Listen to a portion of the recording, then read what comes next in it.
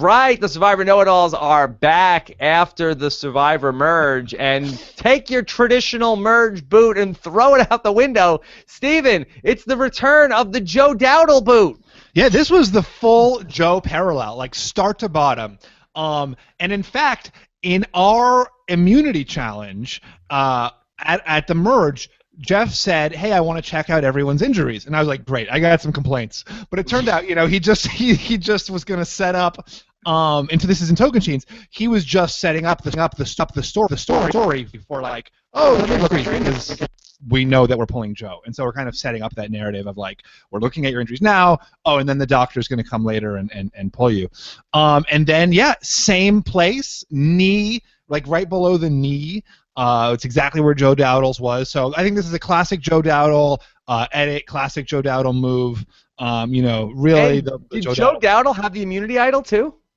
No. No. Okay. Oh, he had a fake immunity idol. Fake immunity idol. I knew there was something about that. Yeah. All right. So very similar in a lot of ways. And Joe Dowdle did not pass the fake immunity idol to anybody.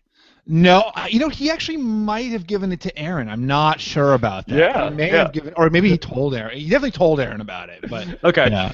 All right. Well, you don't want to get too much into the Joe Dowdle Aaron alliance right now. You guys were not expecting that 30 seconds in to go full Joe Dowdle, but here we are. Yes, and we are back with the Survivor Know-It-Alls. Very excited to talk about for an episode without a true tribal council and boot. I really think that there is a lot to unpack and discuss as we get into our first post-merge episode of Survivor, and we are off and running. Of course, we are taking your tweets, hashtag RHAP, and then, of course, on our YouTube channel at robhasawebsite.com/YouTube. Let me just also set the table for the next couple days. Exit interview with Neil coming up on Thursday. Looking forward to hearing what he has to say, if he felt like he truly was going to be going home nonetheless that night, or if he felt like that maybe he might have had a plan up his sleeve, or if it was going to be Aubrey going home, or what. We can find out the first-person version of that story. And then, of course, we'll get into our recap episode. Pete and Abby Maria, Stephen. Wow, I can't wait. I mean, for you to do it. Yeah, and then Matt Zerone from MetsBlog.com is going to be on the voicemails with me. All right, so Stephen, let's talk about this, because I feel like with all of these medical evacuations, the thing is always like, when we heard about, okay, there's going to be evacuations this season, right, we felt like, all right, well, what are you going to do? We just hope it doesn't mess too much with the dynamics of the game. So do you almost look at this like, okay, Neil went home, that the votes were going to be coming for him anyway, but he had an idol, or the votes were going to be coming for Aubrey, but do we just need to pretend like, okay, well, maybe it's almost like take the idol out of the equation, that Neil was just considered the first boot at the merge? I think this is different than the first boot, and here's why. I think the first boot at the merge is often a really clarifying maneuver, because really all of these kind of chaotic politics, these three tribes come together, they're all clashing, and alliances are getting formed, right? Their alliances are shifting, deals are being made, but the alliances really only solidify when they vote together, right? That's how you know you have an alliance with someone, when you vote together. So Neil getting pulled, all of these embryonic alliances and deals are still in play. Like, nothing's been acted upon by any of these players. So I think that this, we could see a complete shakeup next week. Okay, so I think this is really, really interesting, because it's almost like, do you feel like that Neil was not long for this world in the game? Do you feel like that even if he survived the vote at Tribal Council, say Aubrey ended up going home, as was the plan, as we were led to believe by the episode, seemingly he was being set up as the next boot after that, do you feel like he would have had a longer shelf life in the game? Well, it's so hard to say, right? It's just one of those things where you can't make that guess. And, he had the idol. Would he have given it to Aubrey, right? Like, would he have played? If he didn't give it to Aubrey, he probably would have known enough to play it on himself next week, right?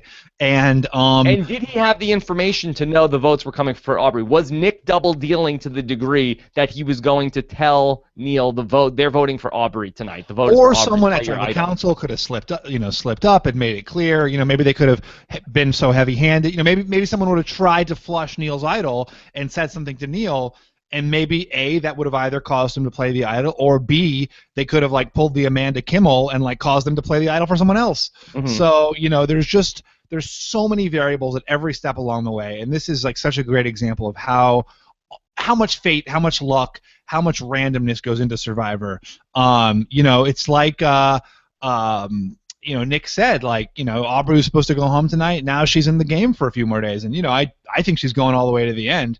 I don't know if she wins or not, but I think she's going all the way to the end. So like one little twist of fate, and you go from being the merge boot to being a finalist. Right. We talked the other day when you sat in for Josh Wigler on the Wiggle Room podcast, and we talked about winner's edit, one of your favorite topics to discuss. And we talked about, there was so much talk last week of Michelle's winner edit after I don't need to be carried, bro.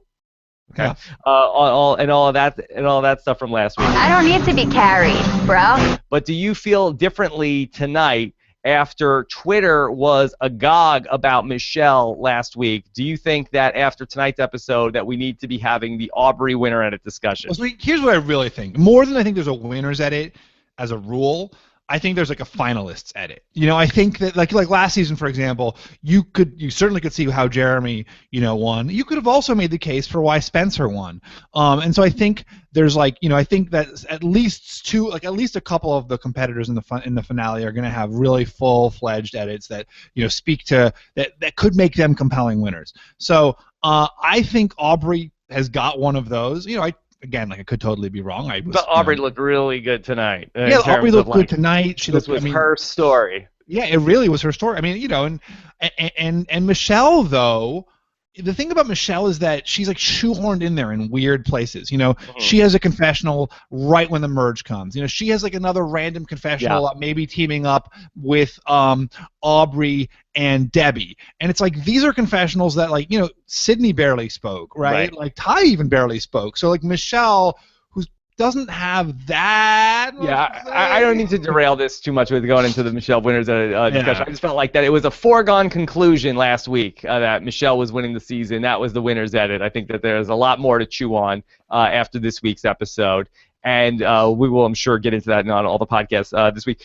I really wanted, you brought up Jeremy. Yeah. And this episode reminded me of him to some degree because the other episode that's really reminiscent with this for me, we talked about In Token Sheens with Joe Dowdle, and we can explore that further. But also, go back to Survivor San Juan del Sur and the quit of Julie McGee at 12. And that was a really, and I had been thinking about this this moment recently, this past week, based on one of the conversations from one of the podcasts. Actually, when we talked about merge boots, and we talked about Julie McGee in that conversation. And at 12 in that season, during the San Juan del Sur merge, Julie McGee decides to quit. And Jeff Probst, and again, this was a medical evacuation, not a quit, but Jeff Probst described that as, this is $1 million decision for somebody here. That's right. Her quitting, and then they didn't end up going to tribal council, so it was similar in that where we and had Josh was going to go home that right? No, Jeremy was going to go home. Jeremy was going to go home and that tribal council, and then what ended up happening after 3 more days that John, Mish, and Jacqueline decided to flip back to Jeremy's side, and then they ended up sticking around, and then after Josh got voted out, that's when Jeremy got voted out, and then it sort of spurned a whole secondary discussion out of that of if Jeremy is the first boot at the merge in that season, how does that shape season 31 of is Jeremy, and does he end up going on that same trajectory to get voted back into second chance, and then having the force, having the knowledge base to win second chance? If did that 6 days of him not being in San Juan del Sur change anything? And was that ultimately the $1 million decision that was affected Jeremy's second chance? But that's a whole different sliding door. It's so interesting though. I mean, that's it's our life. It's Survivor the game, and it's our whole lives, right? Little minuscule decisions constantly. The world is just filled with randomness and chaos, right? But it just goes to show you that at that merge in San Juan del Sur, Jeremy was getting voted out in that game, and then just how much things can swing in just 3 days, where Josh had everything under control then at that point in time. Julie's quit, and then the subsequent then her leaving the game and then not going to tribal council gives enough time for John Mish and Jacqueline. And what ends up happening, I believe, it's when all those guys like Alec Christie are all just like D-bags around Jacqueline, and she's like, I don't want to vote with these guys anymore. And so we have like this very tenuous alliance, which we could end up seeing with you have guys like Jason and Scott. Like if Michelle or it looks like from the previews that Sydney seems to be souring on those guys, or if Nick decide, hey, maybe I don't want to be working with Jason and Scott. Maybe we don't want to go with Braun. You could see some sort of similar swing back the other way towards Brains. Well, and I think the Jeremy parallel is great too there, because Jeremy loses someone who's his ally, and it ends up putting him in a better position, right? And sometimes that's really the case. When you lose someone close to you, I think that happened for the Beauty Tribe, right? Losing Anna, losing Caleb, maybe at the moment they're like, oh my gosh, this is terrible, but in fact it ends up making them more powerful within the game because they're less threatening, so they have more leverage. The same thing happened to Jeremy for a moment in time, and you could easily see the same thing happening to the Brains, where they were the threat, but now with Neil gone, now with Neil's idol gone, suddenly people care less about getting, there's less of a need to blindside Aubrey when you don't have Neil and his idol right next door. And so then you start to think, well, who's the bigger threat? Who's the power player now? Who am I scared of now?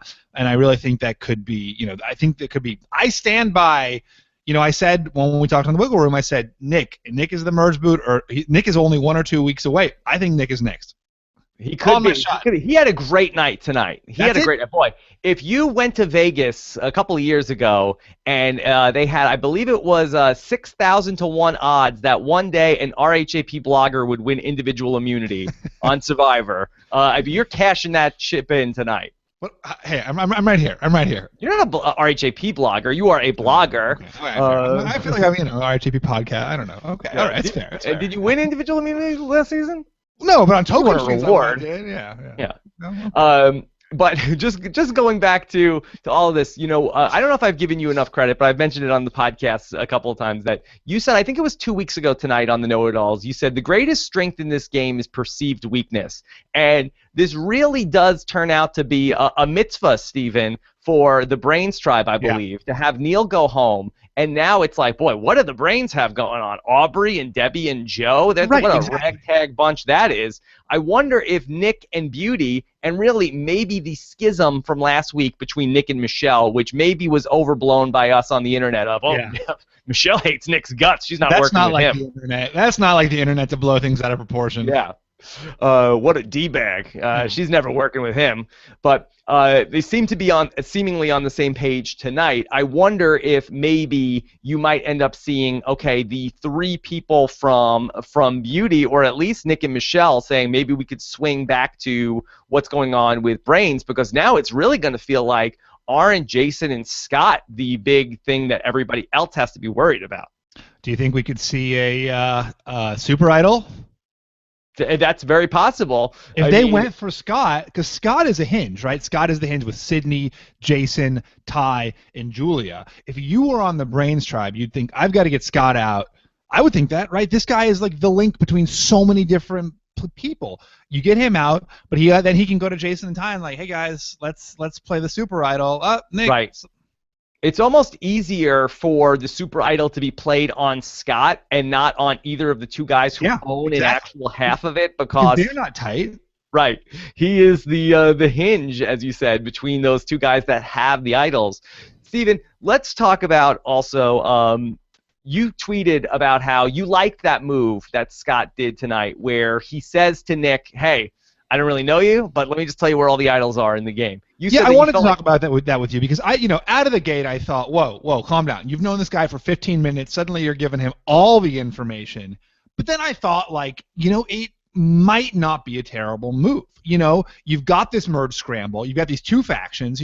They're both going for these 2 key power players right now, which are Nick and Michelle. And at least from the way the episode was set up, it looked like Nick was really the key person there who was kind of moving between the 2 sides.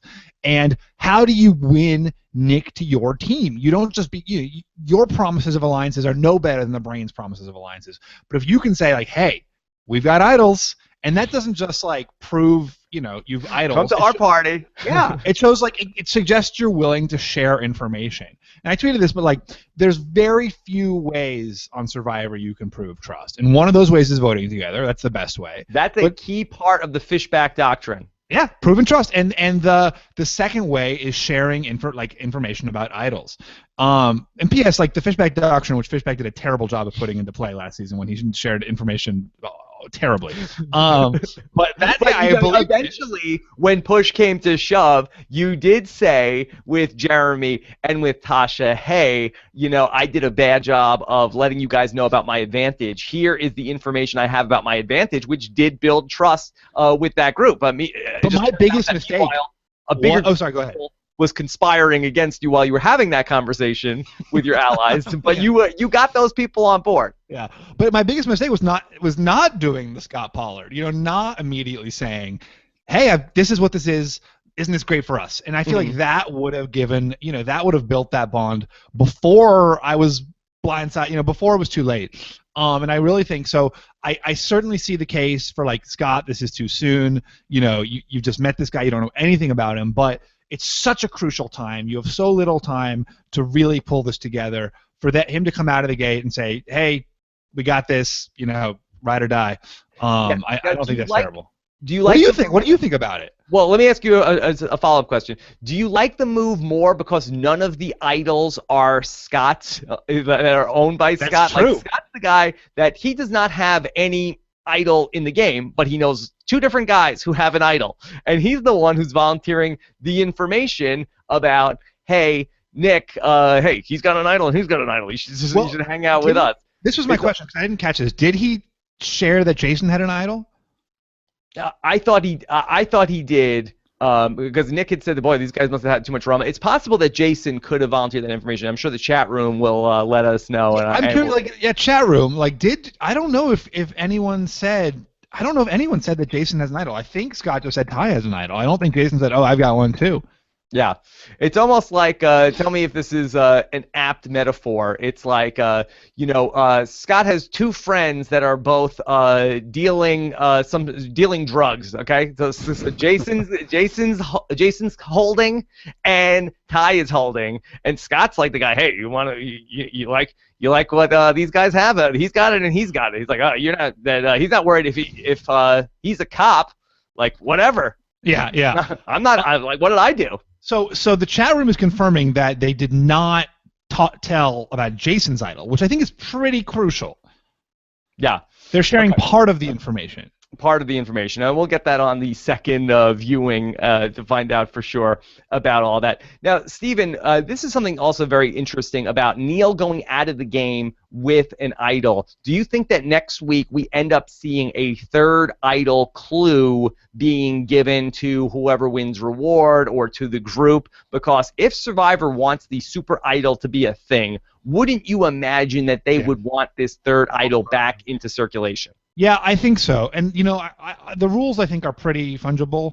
I'm sure they're concrete for the given season, but I think season to season they do change. I'd always thought the sort of working rule was that if someone left the game with an idol, they didn't, but sometimes they do put it back into play after that happens. So, in Token Chains they didn't, but, I think in some other seasons they have. So if I were the producers, I would absolutely do that.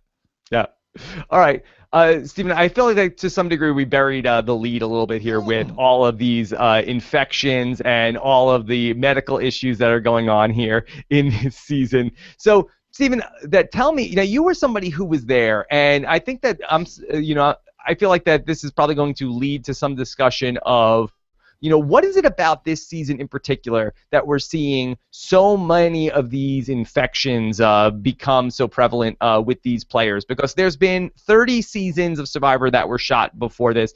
What is it about this specific location that has brought on these issues? I get the Caleb thing. They said, oh, this is going to be a brutal season. I'm like, oh yeah, it's really hot there. He overexerted himself. That's a medevac situation. I get that. But I don't really understand what is going on here in season 32 that made there be so many infections when in season 31, which you guys played in after the fact, there were no medical evacuations due to so many infections. So do you have any sort of insight into, what is a potential problem here? Well, I will say that I think they were, certainly aware that they didn't want another season where everyone was evacuated, and very, really it told us, if you've got a cut, make sure you have the doctor look at it, make sure it gets treated, they disinfect it. So I think they were maybe very careful as a result. I also just think that when I was in Tocantins, for example, the rule of thumb was like boil your buff and keep your wounds clean. Like that's what they did, and now I think they're a little bit, they give you some disinfectant if you need it, which makes sense because that's, it's not affecting your, that's like, iodine isn't some anyway. I think the super hot climate, I think that it's just a super hot microbial rich environment, and I think that a lot people get staph infections in a lot of seasons. I think this just is the one that's the worst, right? Something has to be the worst. Yeah, I would imagine that in this season seems like it is very dry compared to the season that you played in. I would think that the wetness and the dampness would make things worse, but for some reason it seems like the heat is really having an effect on that. I wonder though if maybe they're just like dirtier, maybe we were getting like washed clean by the rains. I'm sure it's incredibly humid. It's not like raining, but I'm sure, at least when we got there, it was so humid. Yeah. Now, was Dr. Rupert, was he the doctor that you guys had also in season 31? We had Dr. Joe. Maybe they're both around. Maybe they alternate. Once Dr. Joe gets to have the fun of a medevac, then they bring Dr. He tags out and Dr. Rupert tags in.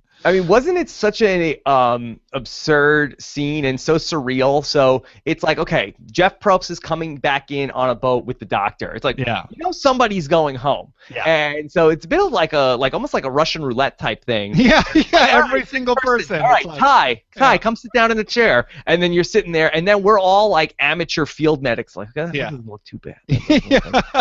There's a little bit of pus there, but I think he's going to be okay on that one. We're all like amateur now. We can diagnose infections just by looking at them.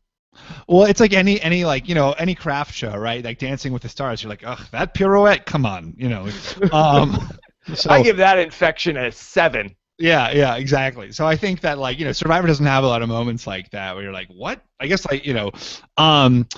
but I saw a lot of people on Twitter were complaining that Aubrey's getting antibiotics and Neil was not, and it's not like a bias, like, oh, we've decided to treat Aubrey and not to treat Neil. It's just that Neil's infection was more dangerous, closer to a joint, and further along, right? Right. Ask Jonathan Penner how that goes when you get one of these infections in your knee.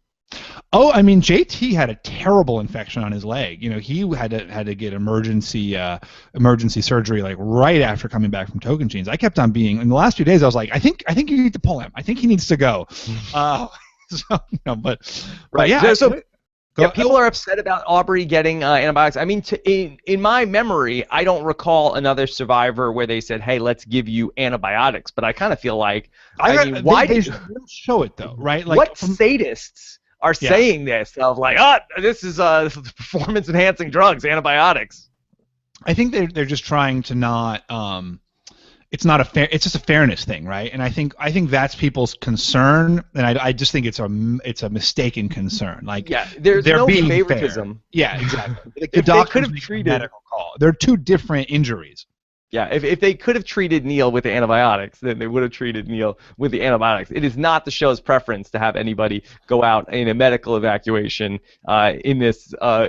What is it about the inner thigh that is really some very close to being NSFW moments during the episode tonight? Yeah, it's really interesting. That was where JT's thing was too. It's like, and I wonder if it's like that's an area where you're like not, because it's covered by your underwear and because it's covered by your swimming suit, like it's not an area you're going to disinfect. It's not an area you're going to show the doctor when you go in for checkup. So it's an area that's more likely to get infected, maybe.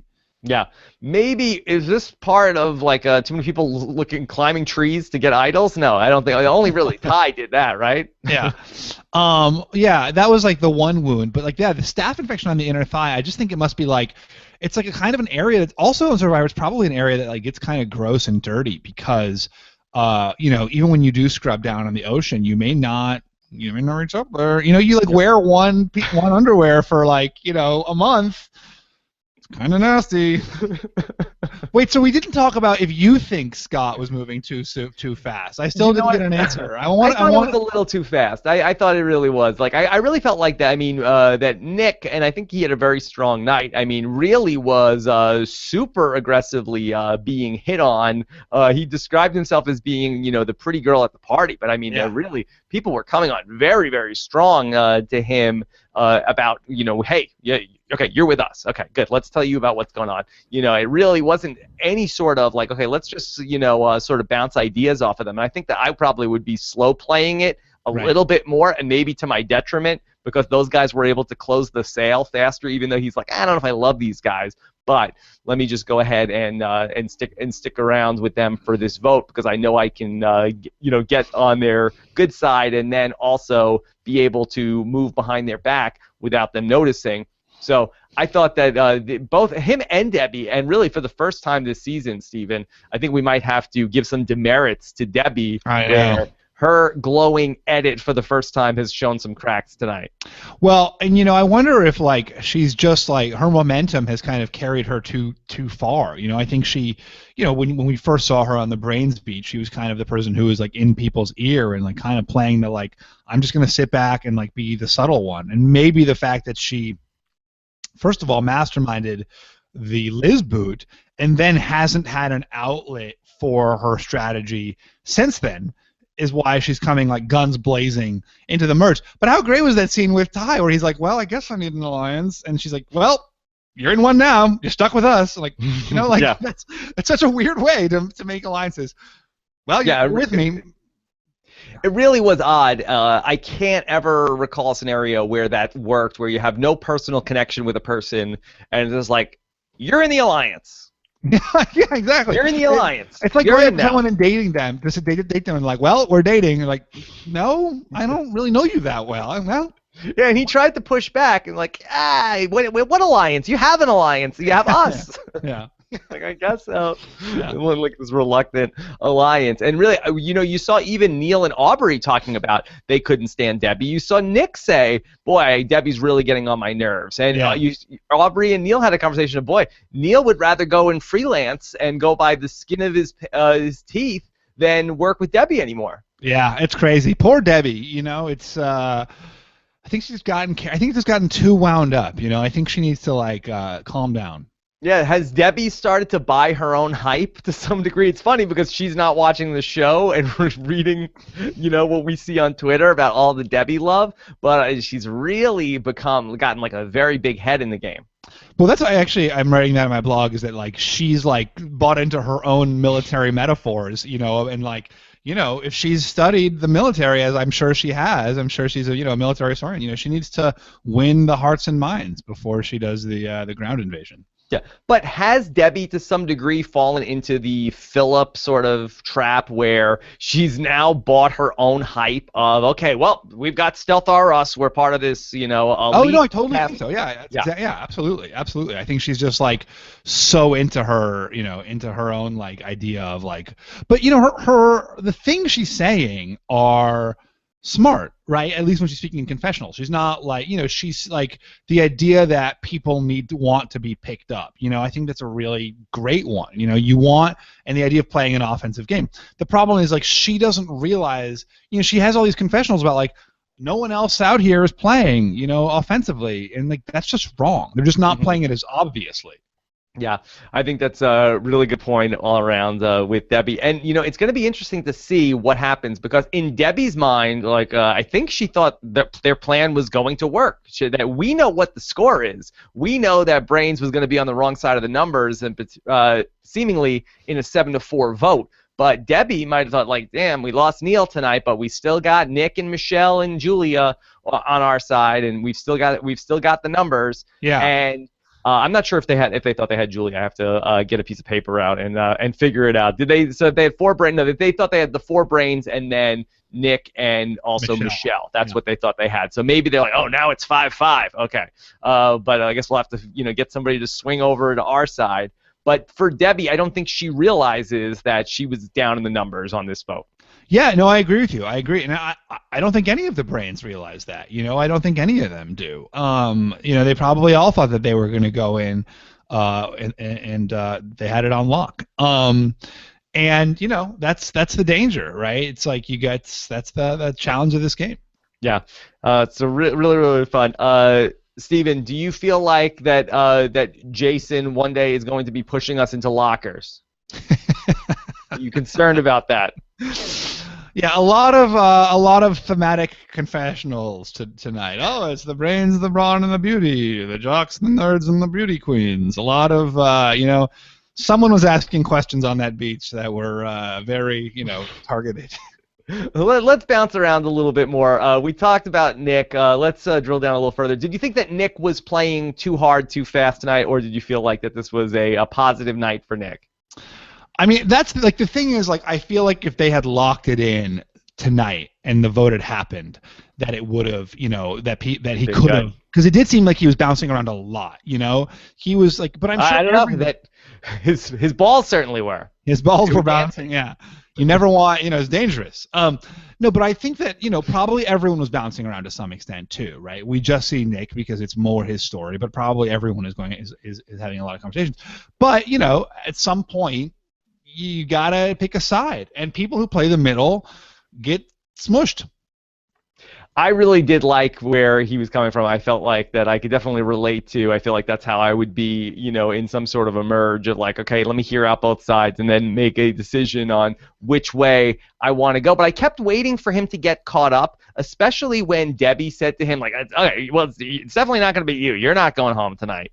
I was like, oh, that's not a great sign for him in the edit. But he ends up sticking around and getting past this. And, let's go back to Michelle a little bit. And we had that conversation. You were waiting the whole episode, at least I was, for Nick and Michelle to follow up on what we saw last week, that whole conversation with Bro, I know, and I don't need to be carried. Bro, I know. And so basically you had Nick tell Michelle, okay, look, this is what we're going to do. We're going to go with Braun. They've got more going on here with them.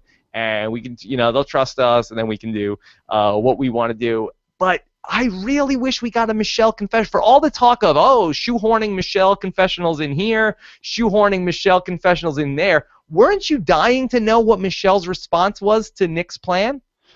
Well, it was kind of her plan, though, and that's what I liked about this confessional, was that, I'm sorry, not this confessional, this interaction. I thought Nick did a great job this week, and unlike last week where we gave him a lot of crap, I think this week you got to praise him. He goes up to Michelle and he says to her, what are you thinking? And then she kind of runs through why she wants to be with Jason and Scott, why no one's going to vote for Jason because he's a jerk, no one's going to vote for Scott because he's got the money. And so Nick's like, yeah, I agree, let's go with Braun. And then Michelle says, and then Nick says, well, who this week? And Michelle says Aubrey. So it's really Michelle driving it as much as it is Nick. And I think, kudos to Nick for really playing that conversation perfectly. Yeah. All right. And I'm eager to go back and watch that on my rewatch to see just how, whether it was 50-50 or who was saying what. Because I know that comes right on the heels of Aubrey having a conversation with Michelle, saying why Michelle should stick with brains on this vote. Yeah. No. I mean, I think, you see Michelle in the middle, too. You see Michelle being courted. And Michelle says she wants to go with brains. She says she wants to go with Debbie and Aubrey, but she thinks it's the better move, too. Yeah, what's best for Michelle. That's that's why. I mean, that's the thing. That's the thing about Michelle, Rob. You're getting those confessionals, but you're not hearing them because they're so uninteresting compared to everything else that's going on. And that's why it's a winner's edit. Okay. All right. We'll see where else it goes. All right. What about for some of the remaining players? I was really surprised with the fallout from the vote last week, because I think that we ended up saying, and I feel like all week long, just about all the people I talked to is like, boy, Aubrey is going to be in the good graces now of the people of Scott and Ty and Julie, and they're going to be mad at Joe because that he didn't vote with them, but at least Aubrey did. But Scott was pissed at both of them. For being wishy, well, I get it, right? Like, if you're wishy-washy in the voting booth, like, that's scary. And it sounds like, last week when we were watching the episode, it looked like there was this like brewing 3-3 split, or maybe Scott, Julia, and Ty were going to begrudgingly go with the brains. But it actually looked like Scott, Julia, and Ty were driving things anyway to some degree, right? Like that there was there had been some sort of agreement already. At least Scott was, right? And so, he's suddenly Joe's in the hot seat and Aubrey for being wishy-washy. I'm on board with that. You can't have someone like switching her mind at tribal council. Yeah, he was really upset about that, and I really was. We talked about was it a move what Aubrey ended up doing during the week? Like, was there any sort of like to say to Julia, like, I came this close, but I'm with you. Who talked about that? That's a terrible. No, I wrote your name down at tribal. Like, how? Who's winning? Like, what's the argument for that? All right, well, let's get into some of these questions that we have here on the know-it-alls. Okay, again, hashtag RHAP. Steven, why don't you get us kicked off with Nick2S? All right, Nick2S wants to know, so what happens if the tribe takes longer than 5 minutes to pack up? Would the cameraman drag you to the boat, or what?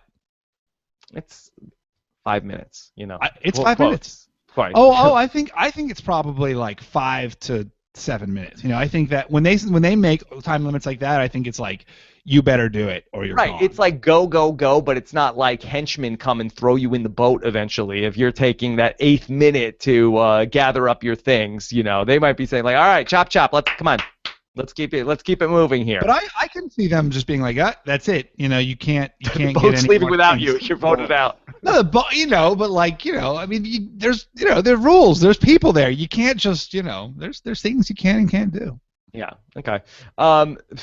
Fire Fist Ace says, OMG, they're all turning into zombies. Yeah. That's why Jeff didn't hype the season. This is where the infection starts. Everyone is evacuated in quarantine. Run for your lives. Is this the zombie season of Survivor? Yeah, it's a prequel to The Walking Dead. This is how we yeah. But just to speak to that, I know that's a joke, but do you feel like the integrity of the season is compromised by this medevac? Because I think that's the fear with this season, where we're going to have a medevac that's going to alter the course of the season. And while maybe you certainly could make the case of the butterfly effect like we did with Julie McGee leaving the game at Final 12 in San Juan del Sur, do you feel like fundamentally the season was altered in a way that will interfere with your enjoyment of it because Neil was the medical evacuation here? I mean, the thing is, and you know what I'm going to say here. Like, everything alters everything to such a great degree. Now, do I think that this? Yeah, I think it does affect my enjoyment. I think a single medevac affects it. I think Did Joe Dowdle's medical evacuation? Does JT still win if Joe Dowdle does not get medically evacuated? Maybe not, because I think there's more of it. I mean, maybe not. You win. Yeah, probably not. So who wins? Yeah, whoever was my closer friend at the end of the game. No, but like anything, there's so many little things. I know. But I agree. Yes, it's almost like I just kind of walk away with this saying like, okay, it wasn't like we were gonna say Neil was gonna win and then he lost. But like my feeling is like a bunch of random things happen and someone wins. No, I obviously I don't really think that, but like there's so much chance. It's like does someone getting a great challenge that's perfect for them at the right moment, does that alter the integrity of the season? No, it's just like that's something else that happened. Mm-hmm. Yeah. Okay. Steven, let's take another question. This is from Tim. Tim Marzullo wants to know, why did Neil not give away the idol? Would production have forbidden it? I was wondering this myself. What do you think, Rob? I don't think production would have forbidden it, because I feel like that we had this come up back in Survivor One World when Colton was medically evacuated for... Yeah, he had like the choice, right? And he was like, screw them. Yeah, and so I mean, to be fair to Colton, they did. Dr. Ramona did say we're gonna have to take him from the game, but then after the fact, Jeff Probst said that again, we don't need to revisit this. Not a fun situation to talk about. But I was always under the impression that Colton said, "Hey, I'm gonna keep this as a souvenir," and did not give it to his partner in crime, which was Alicia. I feel like that if Neil wanted to, he could have given the idol to Aubrey, but I kind of feel like that maybe it was the last thing on his mind, being overwhelmed with the information. Hey, you're gone from the game, and you saw Neil was very emotional about the whole thing and very broken up about it. He probably was not thinking strategy. I don't know. Like I think I would want like my ally. I just don't think you We'll wouldn't find think out tomorrow. About that. Yeah. But maybe he didn't want to put the target on Aubrey. I mean, but although then at least it buys her 3 days. Just hand her the idol. And yeah, I thought he was gonna do a move where he like goes, oh, let me just give one more hug to Aubrey, and then sort of like put it in her pocket. But again, that you're already first off, you have a infection running through your blood, which is bad enough to remove you from Survivor. So you're maybe not thinking clearly. But you're also none of them are thinking clearly. That's the baseline. Right. No one is thinking clearly. You're also malnourished. You're also like emotionally overwhelmed. Oh, I'm being medically evacuated because there's a medical situation that's serious enough that I need to go to the hospital. You don't have that many minutes to think about it also. And he's like, maybe I don't want to put the target on her back.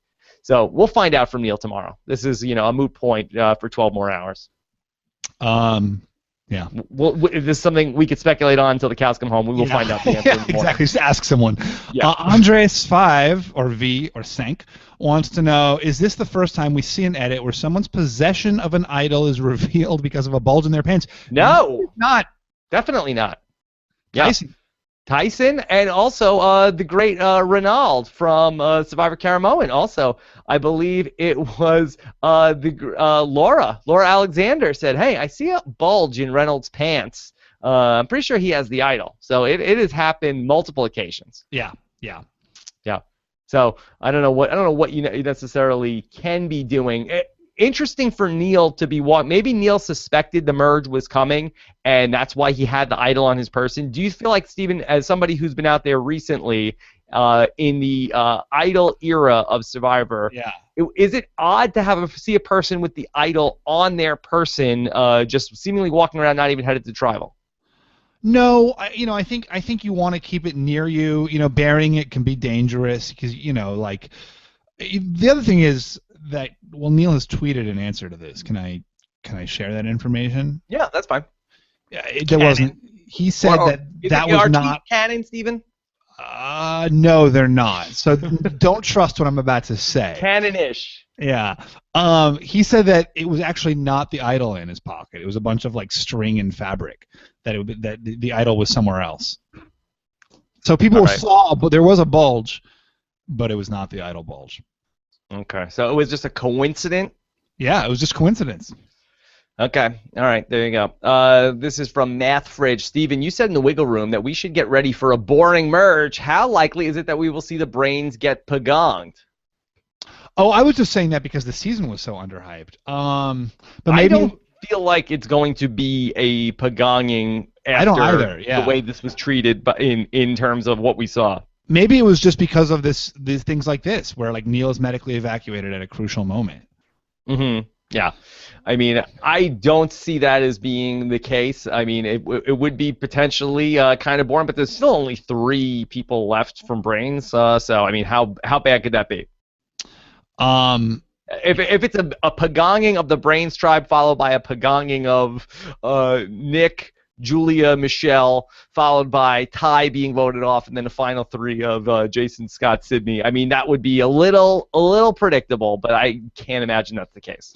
Yeah, I don't see that happening here. I mean, certainly, I don't think next week. I don't. I mean, as you know, I think Nick is gone next week. So. Okay, you're just gonna keep calling that one until it comes in. Well, yeah, and if it's not next week, I'll predict it for the subsequent week. At some point, I'm going to be right, unless he wins. To be fair, I did say that was going to be my pick for this week for who is the person I said to go home. One of the next 2 weeks. You did say that. I still have a week left before I'm wrong. All right. What about Josh Banner? Oh, Josh Banner wants to. I was like, who's Josh? I don't remember that player. He's doing great. Josh Banner wants to know, with Nick being in total control this episode, with him getting immunity, even if it didn't count, Are you ready to admit that he can be a serious contender? Josh, serious contender? Absolutely. I think Nick is really smart. He knows how to play the game really well. He obviously knows Survivor, not just from his days as a blogger, but certainly, all of his insight into the game. My concern with Nick is only about his edit. It's the fact that he was very under-edited for the first part of the season and suddenly has emerged to prominence. That to me does not spell winner, although I think he's a good Are you player. willing to entertain that Nick could be the winner of the season? Would you even give that any consideration? What does it mean to entertain in this context? Is there a 1 in 100 shot in your mind that Nick is the winner of the season? Hey, look, Sophie won South Pacific, and there was no way, nobody saw that coming, right? So, maybe some people saw that coming, but I didn't. But at some point, isn't what's happening in the present enough to change? Okay, well, he didn't have that much going on in the past, but tonight, I mean, you had a lot of good stuff. I thought, for Nick, and I'm not saying that I'm on board if you want to really get into the winner edit stuff, but I feel like that. I thought this was a really positive night for Nick. But that's the whole point of the edit, right? It's the structure of it helps guide you in terms of how they're gonna do. And I could totally get egg on my face. Nick could win, and I could look like a moron. It certainly wouldn't be the first time. But I think that traditionally people who, it's those exact things where people are invisible and then super visible that indicate typically when they go home. Okay. Let's take, this is from Laura Survivor, who says, what's the theory behind having a tribal council post Caleb evacuation but not post Neil? All right. So does this bother you? So in the episode back where Caleb was medically evacuated, we went on to have a reward challenge. Have an immunity challenge, and then we voted out Alicia in that episode. Here we have a medical evacuation. Why not have the just like in Tocantins where Tyson won individual immunity, then there was no tribal council. Why is that the rule here? It's probably a call just from running out of people, right? At some point, it's you got to make a decision on the ground based on. I mean, this is me speculating, right? But I think you have to make a decision on the ground based on what's happening. But it's a great point. We're already behind in the numbers because they merged on day 17, which is already an early merge. So on day 19, we went from 11 to 10. We're going to go down to 9 players on day 19. I mean, there's just too many days left in the season and not enough people. We don't have enough people left to make the show. So that's really what it comes down to. I'm trying to remember in a 16-person season, and again, you should be having even more numbers at that point. You should be ahead of the pace. I'm trying to remember on day 19. I think that was when we merged in Survivor the Amazon, and we had 10, and then voted out Roger on day 21. So you're going to be really you're behind the pace then at that point of even a 16-person season. Yeah, exactly. Get down to 9 people on day 19. So you gotta, and I think these are right. The reason they have made the seasons bigger, right, typically is because they figure things go wrong. That someone is go wrong. That's why they call it that. Yeah. Someone is evacuated or someone quits, and they have, they build in if nothing bad happens, then we've got ways to do double boots and things, or we'll eliminate people faster. But if bad things happen, then we will pace it accordingly. And I think that's when you're making a show like Survivor, where you're out in the wilderness. You have very little control over the environment. If someone goes away, it's not like you can just sub someone else in. I think the fact that they're so flexible and so efficiently flexible is really a testament to the production. Do you think it's fair to begin to entertain the idea that we are going to have a final 2 in this season? Yeah, I mean, I think it's possible. I think it's probably at this point, I'd say it might be even 50-50 at this point because Really? We still have so many people, or we only are down to 10 people. It's going to be day 20 when the episode starts. The original Brains versus Brawn versus Beauty was also a final 2. What if that's a thing? That could be. I mean, that really could be. That would be interesting. I mean, you have to take a look at the weeks and figure out, how many episodes are left here. This was episode 7. Typically, there's is it 14 episodes of Survivor and then the reunion show? So if you figure if that's the finale in 14 episodes, that we have 6 more episodes to go. 7 more. This is episode 7.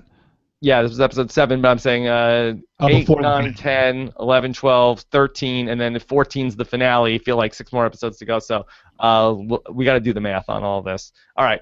Voice of silence. In Debbie's words, who is your toilet paper to your toilet? Was that the craziest comparison ever in Survivor? Yeah, Steven, what? You're the toilet paper to my toilet, Rob. Yeah, well, which is which? Would you rather be the toilet paper or the toilet? I don't know. The salt and pepper, the toilet paper, or the toilet? What would you rather? Yeah, be? Courtney and Sandra had rice and beans. You Right. know, I think that's a little bit better. I'm going to go with rice and beans. Okay. I'd rather be none of those things. Haiku Fishbach wants to know, would it be good for Beauty to go with Braun with just the fact that after they get rid of the brains, they still have the numbers advantage? Yes, I was wondering about this. Why did no one say this? Mm-hmm. Yeah. Would it be better for Beauty to go with Braun? Yeah. Yeah. Well, wasn't what they were doing? Well, it was. Yeah, but no one talked about, like, no one on Beauty was like, oh, also, we will have Yeah, there's numbers. 4 of us and there's only 3 of them. I think they just feel like Ty is already in the Braun tribe. Also, Stephen, what would you have rather had in Survivor in Survivor Cambodia? Toilet paper or a toilet? Toilet. Okay. All right. Yeah. The leaves are fine. All right, last question. You don't want to talk more about this? No. Yeah. Okay. Josh Banner said, do you think a Philippine-style season with Terry, Caleb, and Neil would be a good season? Terry, we've got Terry, Beast Mode Cowboy, and Neil. I'm all about Terry, Caleb, and Joe Dowdle. Okay. Steven, your People blog is going to drop pretty soon. Yeah. Did you go with the cop-out of Dr. Rupert for the fishy tonight? There's 2 fishies. Okay. You got to read the blog. That's it? I can't keep spoiling it, you know? I got to worry about my traffic numbers. Could you tell us one of them? The non-human one is the staph bacterium. For taking out another contender? Yeah, with an idol. Yeah. All right. All right, chat room, you guys come up with a hashtag for tonight while Steven and I discuss what's to come. All right, so of course, Steven's blog, you could read it. Follow him on Twitter, @Stephen Fishbach. How soon until that's up? I think I should be able to get up within an hour, but it may not be. Sometimes it takes a while to get it posted, so it may not be till tomorrow morning. Okay, coming up very soon. Of course, then we will have so many questions answered by Neil on the Exit Interview podcast. Looking forward to that on Thursday. Plus, then we'll get into Pete and Abby Maria, and what will they have to say about all of this craziness? And will we be able to understand them? Yeah. The other thing I just wanted to say is that people often ask me where they can find my blog. I always post it to my Facebook page, and I'm going to start pinning it on my Twitter. Oh. Yeah, because someone suggested that I start pinning it as my pin tweet so that it's easier to find. So I'm going to start doing that. Okay. All right. So, and then, of course, the voicemails with my buddy Matt Cerrone from MetsBlog.com. Get your voicemails in. Go to robinswebsite.com/voicemail or 323-282-RHAP. All right. Hashtag contenders, Steven, that Paul Borges is really pushing hard for. Hashtag full Joe Dowdle. Full Joe Dowdle. Done. Oh, done. You didn't want to hear the other ones. I mean, do any of them involve Joe Dowdle? No. Well, then I think we're good. When was the last time you talked to Joe Dowdle? Should we get him on a recap? I think you should get him on a recap. You know who you need to get on a recap is you should get Joe on. I think he's a really smart guy. He's got a lot to say. You need to get JT on. Just get a translator.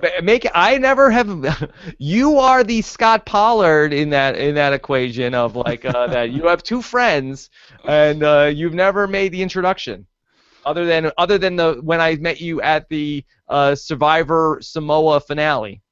That was fun. It